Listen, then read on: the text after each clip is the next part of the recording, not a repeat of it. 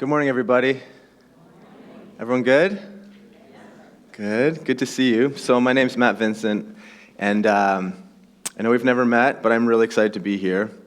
We began having conversations with Dave and Zach a while ago about your church, and you guys were on a journey to find a kind of a new, broader family to belong to and a new home. And so I feel like I've been excited to be here for a while and to be with you, and so I'm super excited to be here. About 6 years ago, I left a church I was pastoring called the Meeting House in Oakville, and sensing God was doing something in our family and that something new was coming up. And so in our living room, we began meeting with some friends and started praying.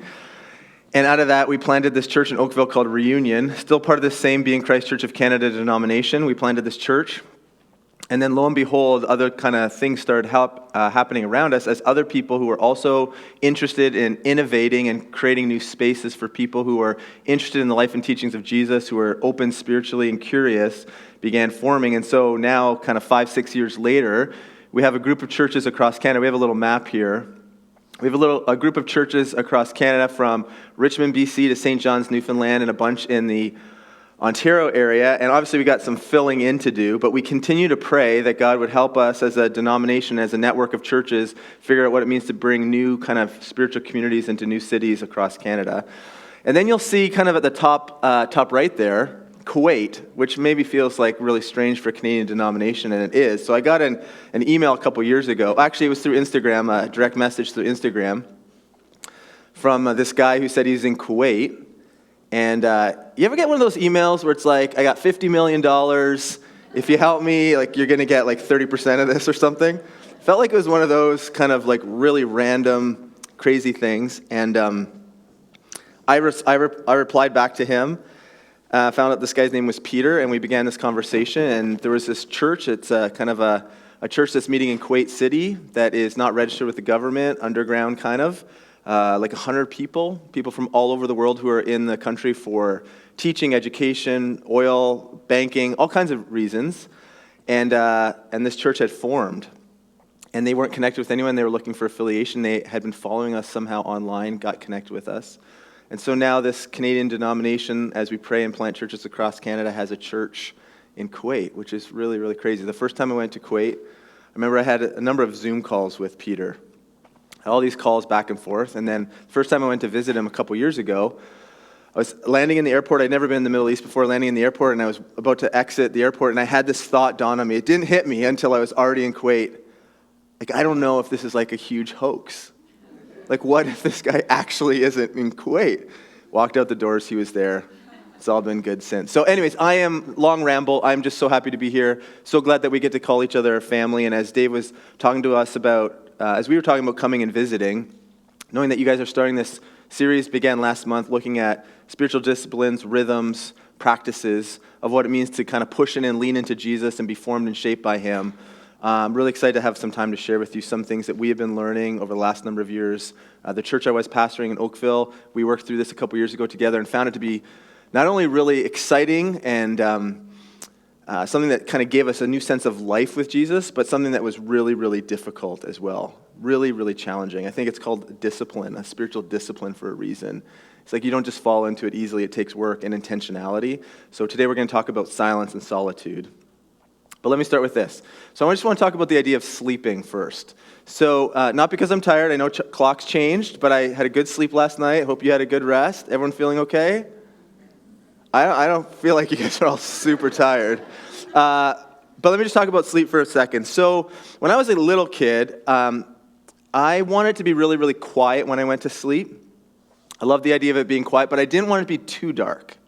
So I always wanted my bedroom door open just a little bit, just so some light from the living room where my parents were usually up reading or watching TV, just enough light would come in where I'd know like I'm not alone, right? So I wanted it quiet, but not totally dark. And then as I got older in my teenage years, I wanted it as dark as possible, like blackout blinds down, all that business, and I wanted it as quiet as possible. And I usually, by that stage, was staying up later than my parents, so the house was really quiet. And if there's any noise, I couldn't handle it. I like to be able to know that when I'm going to sleep, in the winter, you could hear the furnace turn on, and the wind the heat starting to come through the vents, right? It was so quiet in the house.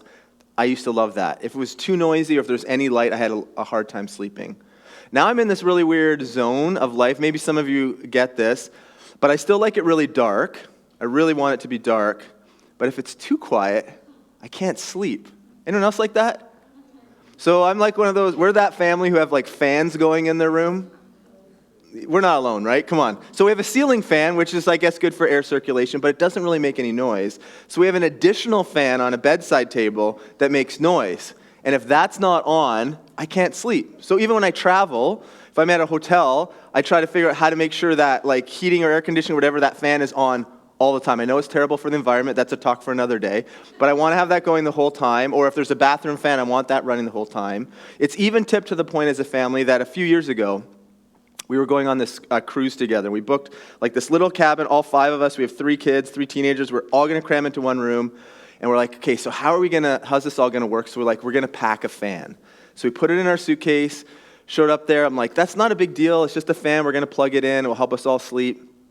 So when we get to our room, they kind of load the bags for you. And so when we got to our room, I noticed my suitcase wasn't in our room. But there was a sticker, a little kind of ticket, and said, your bag has not arrived, come down to security. So I'm like, oh man, what? So I went down to the security, and they said, you're not allowed to have a fan on board. It's a fire hazard, something. We're going to hold it for you, but at the end of the cruise, you can come and pick it up, and you can take it home with you. So you'll get it back, you just can't have it. And so somehow during that week, we managed to not kill each other. We managed to get sleep. It was all good. But on the last day, as we were about to get off the boat, I took the ticket that was kind of a marker for my fan to the downstairs lounge room. It was like the big dining room, which has now been kind of converted into everyone who was trying to smuggle things that they weren't allowed to.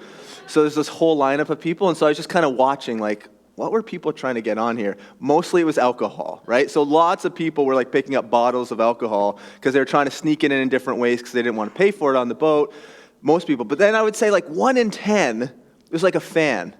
Right? Like 1 in 10, they'd kind of come back with this fan. And I felt like we started getting this little like camaraderie going. So I felt like as they would walk by, I'd kind of give them a little nod, feeling like we are in that same club.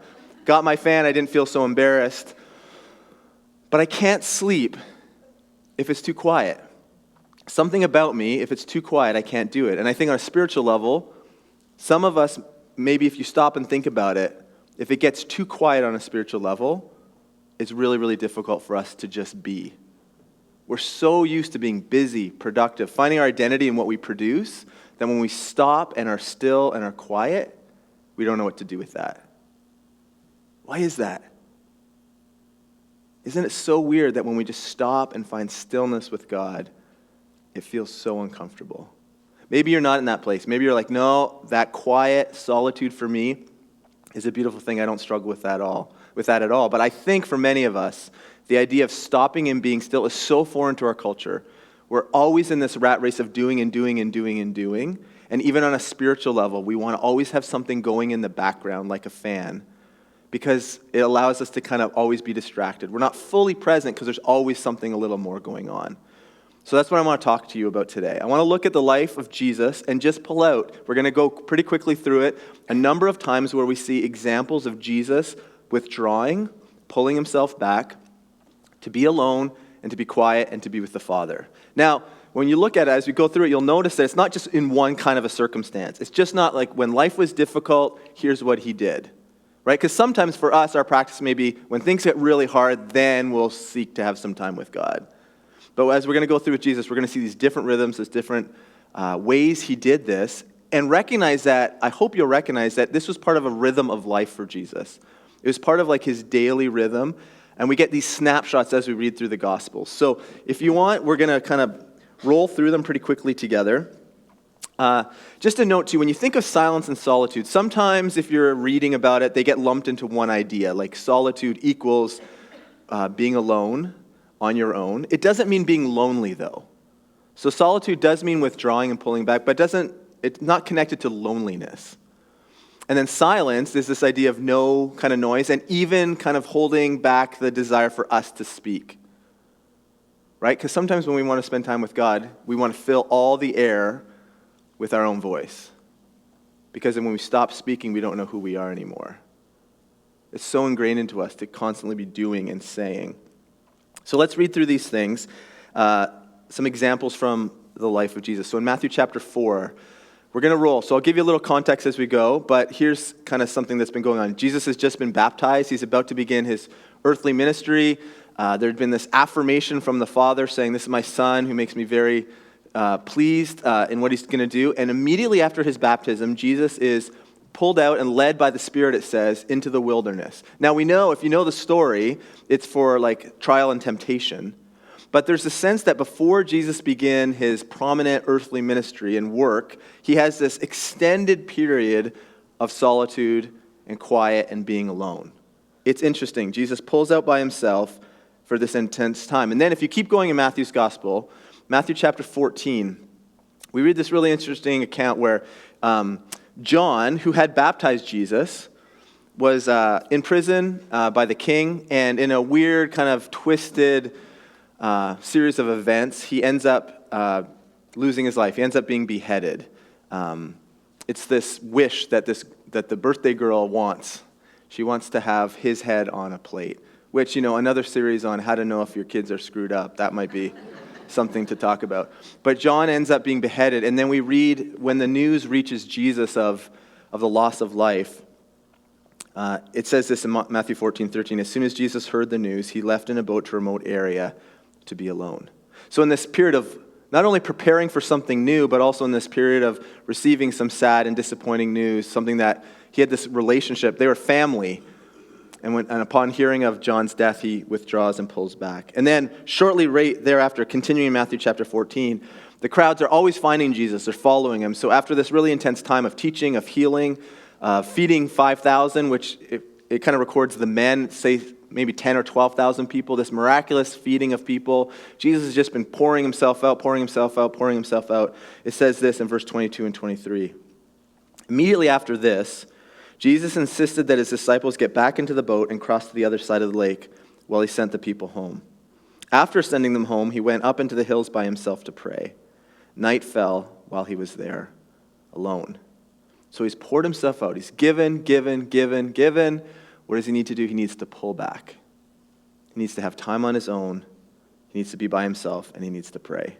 Mark's gospel records some too. Mark chapter 1, again, after a pretty intense time of serving and helping people, of ministering to people, Mark chapter 1, verse 35 says, before daybreak, so he's not ending his day this way, he's beginning now his day this way. It says, before daybreak the next morning, Jesus got up and went out to an isolated place to pray. That's how he's beginning his day. Luke chapter 6 says, one day soon afterward, Jesus went up on a mountain to pray, and he prayed to God all night. At daybreak, he called together all those disciples and chose 12 of them to be his apostles. So in this one, it's interesting. He's about to make a pretty significant decision on the people and the friends he's going to gather around him to do this next thing, to inaugurate the kingdom, to bring in this new way of being and relating to God. And before he makes these kind of selections, these choices of who to invite into his inner circle, he spends this intense time being present with God. Let me give you one last one here from Matthew 26. This is right before Jesus is going to be arrested and betrayed and crucified, kind of go through that whole thing. This may be familiar for some of you, but it says, then Jesus went with them to the olive grove called Gethsemane, and he said, sit here while I go over there to pray. He took Peter and Zebedee's two sons, James and John, and he became anguished and distressed. He told them, my soul is crushed with grief to the point of death. Stay here and keep watch with me. Then he went on a little further and bowed his face to the ground, praying, my Father, if it is possible, let this cup of suffering be taken away from me. Yet I want your will to be done, not mine. So as you read the Gospels, we see this pattern emerging. Sometimes we can use the phrase, a rule of life, which is often associated and attached to the conversation around spiritual disciplines, this rule of life. What are the things that we incorporate and add into the rhythm of our life, the rule of our life, that help define and shape us in a spiritual way? So can I just say something about the pray thing? Because in a lot of those passages it would say and indicate that Jesus went somewhere to pray. So in our Western mindset, prayer often equals work, right? So prayer sometimes can feel like it's all those things we have to do in order to be formed, to share with God everything we want, everything we want, everything we want. But in a kind of a Middle Eastern Jewish mindset, prayer is this idea of being formed and shaped. So the primary purpose of prayer isn't just to tell God everything you want, which sometimes we can unintentionally fall into. That can be our pattern. Rather, prayer is this process. This primary purpose of prayer then is to be shaped and formed by God. So when we think about Jesus went up to this mountain all night and prayed, like what on earth could he have talked about all night? Because we think he's talking all night, rather than saying, what if he was sharing from his heart, but what if the whole night was actually about receiving and being shaped? The primary purpose of prayer is to be shaped and formed by God. And so we see this pattern emerging in Jesus' life where it's like this rule of life. He seems to have this ongoing pattern.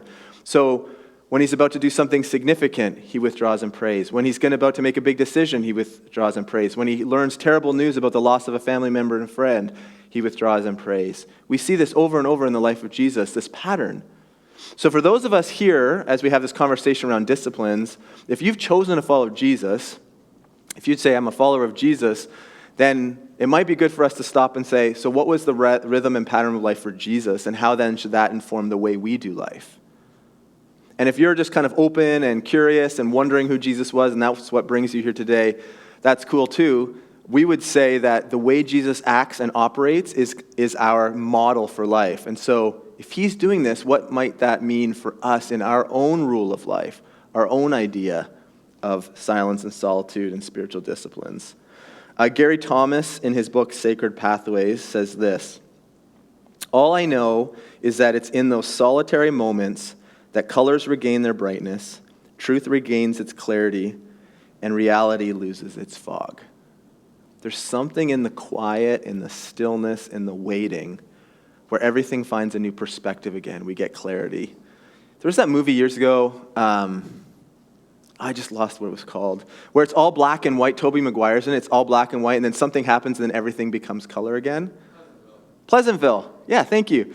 So that's what this makes me think of when I read that quote from Gary Thomas. It's like this idea of like everything in life is black and white, maybe a little bit fuzzy. And then all of a sudden, as we're connected and spending time with Jesus, it turns from black and white and fuzziness into like full color and clarity. And everything goes from like, you know, on a TV, when you used to have rabbit ears and trying to get your signal in. Now I'm dating myself, right? So when we grew up, we used to have like, actually when we first started, we had no TV in our family. Then when I was like maybe grade 4 or 5, we got a TV. It was a huge deal for us. And we had these rabbit ears that you would have to move to kind of get a channel in. And sometimes you'd have to like continue to hold it. And so like whoever draw like the worst straw might have to stand like this for a while and watch the TV. Anyways, this idea of like, it goes to high definition. Something changes as we have this interaction where we start to see things in a whole new way.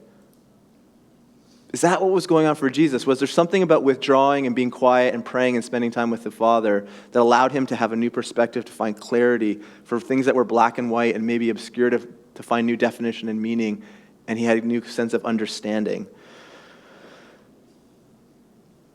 So let's do this. What's our time like? Oh.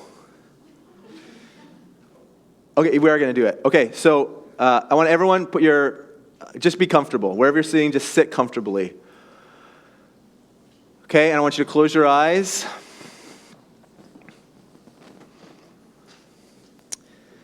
And I'm going to get you to be quiet. We're going to just have a moment of quiet. Because really, when do we do this? We do it at like a sporting event when we're trying to remember like a hockey player who passed away, or we do it on Remembrance Day, maybe at a funeral. But when do we ever sit quietly? We can talk about why that is and how awkward it will be. But I'm going to set my timer here, and we're just going to be quiet. And I'll tell you when we're done, okay? Just be quiet, close your eyes, take some deep breaths in and out. Here we go.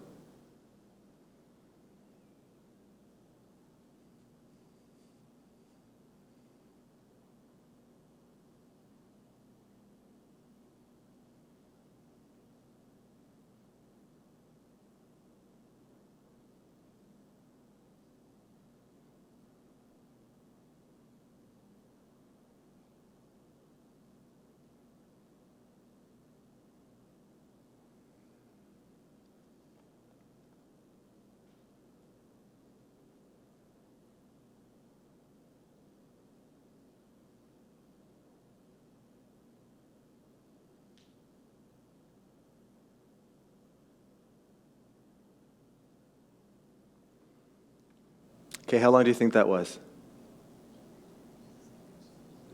You can shout it out. How long? 30 seconds? Any other thoughts? It's 45 seconds. So for some of you, that's the first 45 seconds of quiet you've had all day, all weekend, all week, all month, all year. I have no idea. But it feels awkward, right? I acknowledge the idea of sitting quiet in a large group is like a weird thing. But the thing about being quiet is like we don't know how to do it because we never practice it.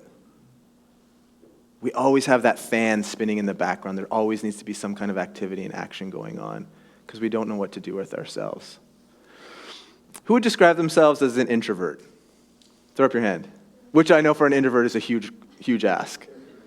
Okay, so I'm introverted for sure too. I love being with people, but I recharge just by being by myself. So sometimes when I travel, especially if it's a long trip, like overseas, and I'm traveling by myself, I love the idea that that's coming. I look forward to it, I think about it, because even though airports are busy, flights are busy, the idea that I'm going to be by myself, no one knows me, I don't have to speak anything, especially if it's like a 24-hour trip with like connections and things, like I love that. You know, and you always hope that you don't get the chatty person in the seat beside you. Sometimes you read those books about Christians who like get on planes and they know like whoever's next to me, like they're going to meet Jesus by the end of this flight.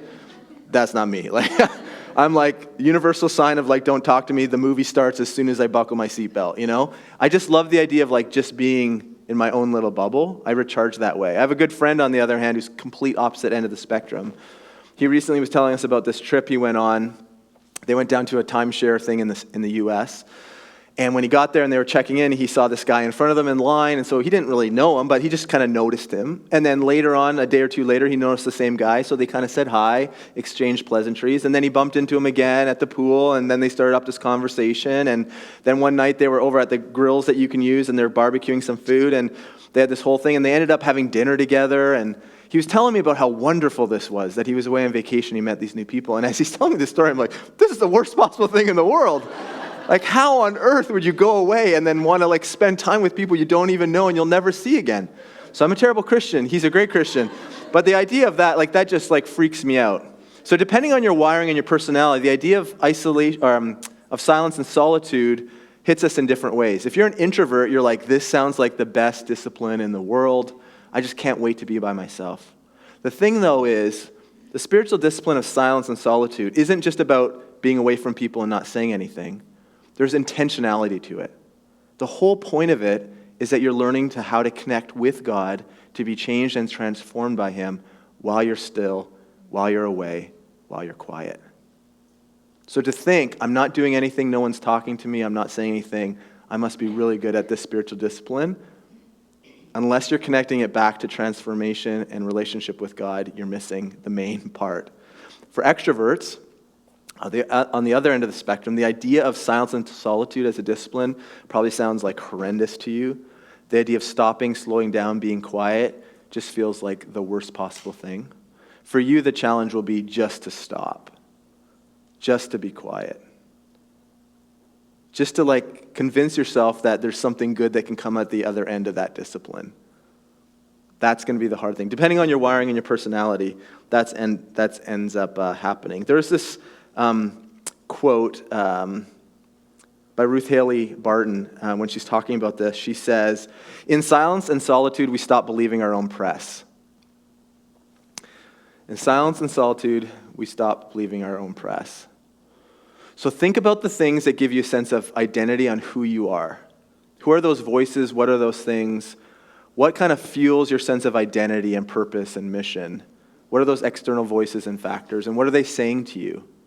Because sometimes those things become our guardrails through life, and that's who we think we are. But she would note that when you withdraw and you're quiet and still before God, that those things start to fade away. And that's where it gets scary. Because we're so used to being defined by what other people say to us, and we're not sure what it means to be defined by simply listening to who God is and what He wants to say to us, what He wants to impress upon us.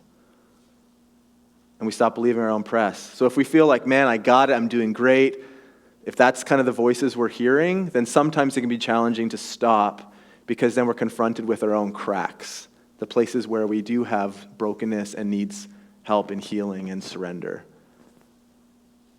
Maybe on the other hand, if you're like, all I hear is like, I'm failing, I'm struggling, everyone sees it, it's in the public eye, I can't handle this. Perhaps in the silence and stillness, you hear the voice of God saying, I see you, I love you, I'm with you. We stop believing the press of what everyone else is saying. We tune into what the voice of God is saying and what He wants to do and how He wants to shape us. It's so important to note what is the thing that is shaping us and changing us.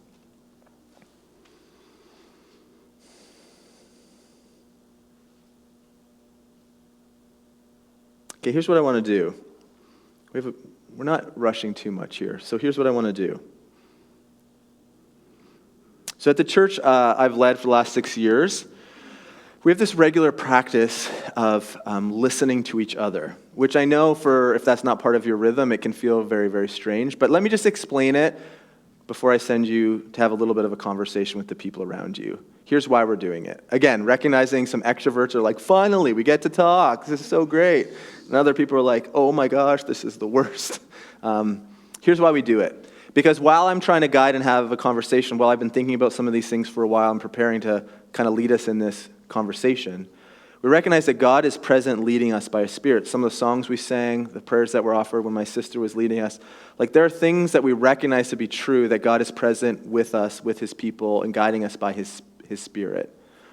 So one of the problems with one of these one-way dialogues is that we assume that the person up front has more answers, but perhaps the thing that God is stirring in you right now is the most important thing that we need to listen to as a community this morning. Because I actually really believe that. And I've seen it to be true many, many times in our own community, that sometimes I'll have all this excitement, I've done all this prep, and then someone will say something after we've had some conversation, and everyone is like, whew, that's the moment, that's the thing that we're supposed to pay attention to today. So I want us to open it up to have a conversation. So here's how it's going to work. I'm going to throw up a couple questions on the screen to get you going, so you can turn to just the person beside you, and have this conversation. You can turn around in your chairs and have the conversation with a few people, whatever you like. There's no rules on how big the group is, how small the group is. If you're someone who doesn't want to have the conversation, that is totally okay too. We always say there's an out. You bring out your phone and you scroll. That's the universal sign of just leave me alone. Because maybe this morning you actually just need to be alone and you don't want to have the conversation. That's totally fine. You maybe need to get another coffee, go to the washroom. But we want to have some time to say, what is God saying in this conversation? So here's some questions that I thought we could use to keep the conversation rolling. So what has been your experience with solitude and silence? Have you ever experimented with implementing this discipline into your daily rhythm? What did you learn? Number 2, what are thoughts on the quick examples from Jesus' life, that rhythm that Jesus seemed to demonstrate, what stood out, or something altogether different? You don't have to go through all of these. These are just suggestions. But take a few minutes. We're going to give you a couple minutes to have this conversation because I want to see, even as we're opening up, I know this is like a really high level flyby idea on this discipline, but what is standing out to you? What's impressing you? What is God maybe saying to you or stirring in you? Does this make sense? So you're going to turn, you're going to have a conversation. I'm going to keep track of time. I'm going to call you back together, and then we're going to hear from each other. So you have to be ready. So you can say something that you also said to your group, or you can say something that someone else in your group said on their behalf. You don't have to single them out. But I want to start listening to see if there's themes that are emerging that are important for us to pay attention to, that God is kind of leading us as a community dynamically through. Okay? We can maybe even, guys at the back, put on a little music so it's not too quiet. It'll be like our fan in the background. That's okay. Let's do this. Take a few minutes, seriously, 4 or 5 minutes, okay? So you have some time. This is not like, hey, how you doing? Okay, back to it. This is serious, okay? All right, go. Have a bit of a conversation. Go for it.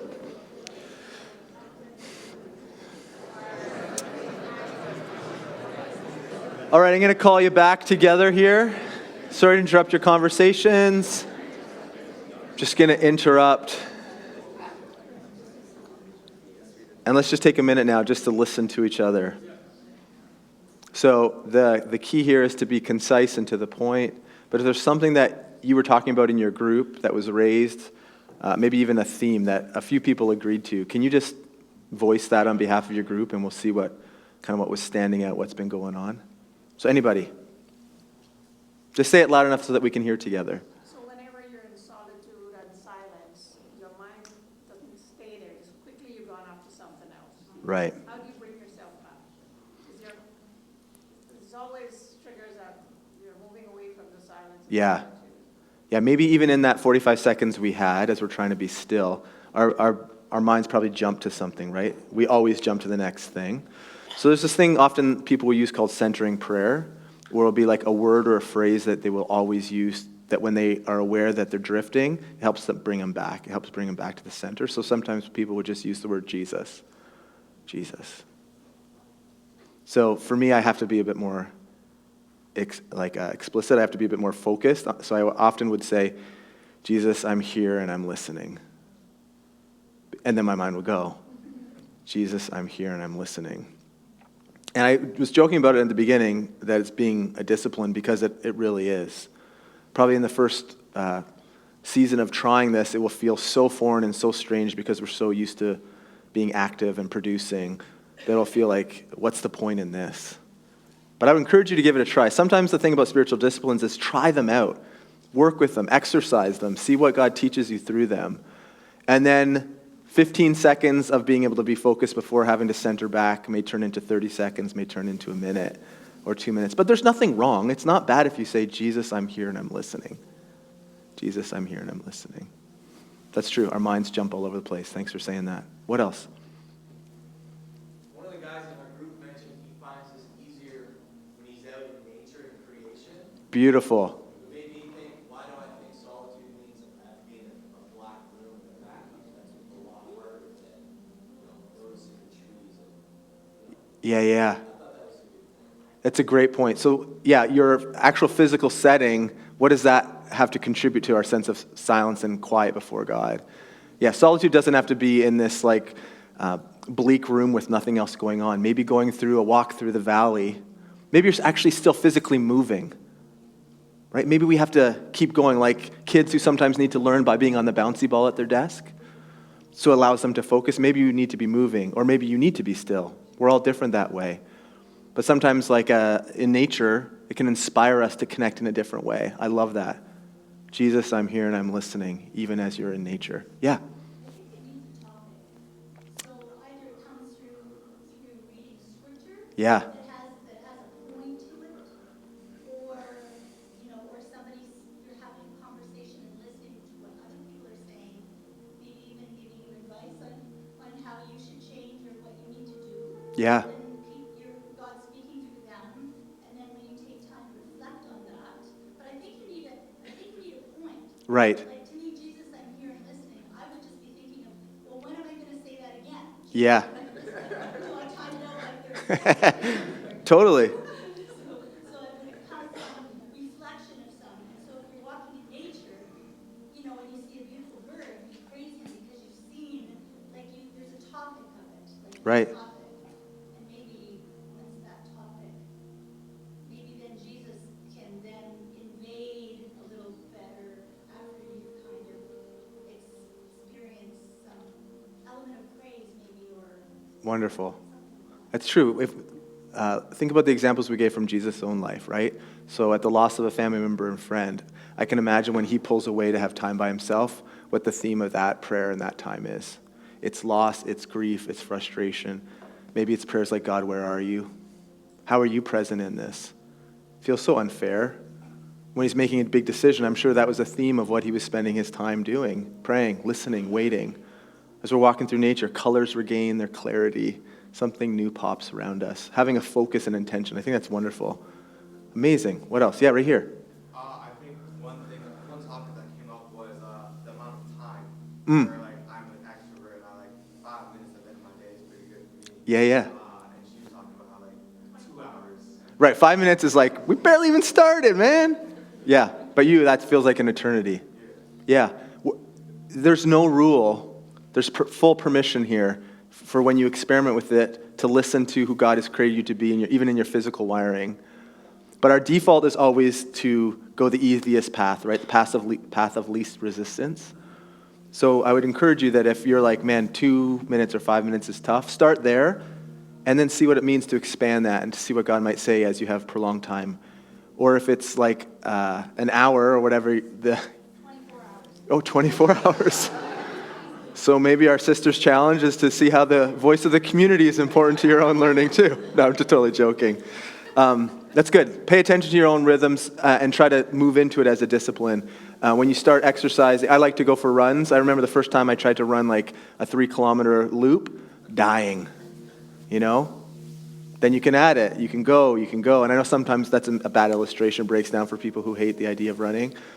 Side note, I would never call myself a runner. Those are like those graceful gazelles that you see like loping down the street. I'm like that slogger who's like, I think I love this, but I don't know why it hurts so much. That's me. Okay, let's leave it there. Continue the conversations. I think you guys meet in groups for dinners or whatever you do this week. Continue the conversation. Let me just talk a little bit about this. When I've been thinking about this idea, I always come back to that psalm, be still and know that I am God. Be still and know that I am God. And I used to I was struggling, well, what the heck does that mean? Be still and know that I am God. And even on a basic level, there's something about the stillness that brings a knowledge and awareness. In John chapter 15, Jesus talks about the connected life. I'm the vine, you are the branches. Apart from me, you can do nothing. Remain in me, you'll bear much fruit. This idea of connection with Jesus. And I think that's what all the disciplines help us in. They help us to form these connections with Jesus that ultimately bring transformation and change. They bring the life we're looking for. So even when it feels so counterintuitive, it feels like it's a waste of time to sit and be still. That's what our mind may be telling us. That's what our culture may be telling us. There's so many more important things I need to do. I'm addicted to action. I always have a list of things like, I got to do this, I got to do this, I got to do this. But when I wait, I realize I'm not like the controller of all things. We started this, I'm going to go way long, so you'll never have me back. We started this a little bit in our family, this Sabbath rhythm. Shabbat Shalom, the peace of Sabbath. We just recently started this because we recognize we never take time. We may say we're taking time, but we're never really taking time. And so we've just recently started this, and so we did a 24-hour thing from 6 p.m. one night to 6 p.m. the next night, and the only things we do in those 24 hours are things that replenish our soil. So the first time we did it, and this is brand new, like this is this past week, because we've kind of flirted with it before, but my wife and I wrote it in our rule of life that we just worked through recently, like we're not doing this. We talk about it, we're not doing it. It was so hard for me to sit and not do anything. So I did things that brought life. I went for a run. I read almost a whole book. When we kept tipping into, right, our default was like, hey, what about that? And we're like, that's about work. Let's wait till tomorrow morning to talk about that. All these kinds of things. But I found at the end of the day, I feel so relaxed. I feel so connected to Jesus simply by taking a day. Right? Our Jewish friends have always known this, right? They do this. The country changes and shuts down. We were recently in Israel. The whole thing changes because whether you're like a religious Jew or a non-religious Jew, it's woven into the fabric of the nation that from Friday at 6 to Saturday at 6, they stop. There's something so wonderful about that. And when you connect that to this life of connection with Jesus, man, it's a whole other, colors begin to regain their clarity. They become bright and full. So here's what I want to do. I want to pray over you. I want you to close your eyes. We're going to use this as a prayer to end. And then I think we're going to sing together. So let me pray this over us on our behalf. And then I'm going to give you a moment just to be quiet. And then I'll end by just saying amen. And we'll sing. So let me pray over us.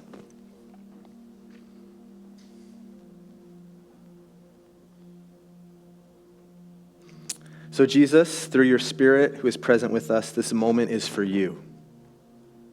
We consent now to your action. In our minds and in our hearts, in our will and in our soul, we welcome your action. And even in this moment, we prepare ourselves to make room for you. So we sit here, quiet, with our eyes closed, in an attitude of peaceful rest and loving devotion. Our intent is to welcome you. So we choose now to slow down our thoughts and our imaginations. We choose to calm our fears and our emotions. We try to exercise patience and humility, and we offer these back to you as feeble efforts. We lift our soul to you. We are still and we know that you are God. We are here quiet, but attentive to you. Jesus, we are here and we are listening.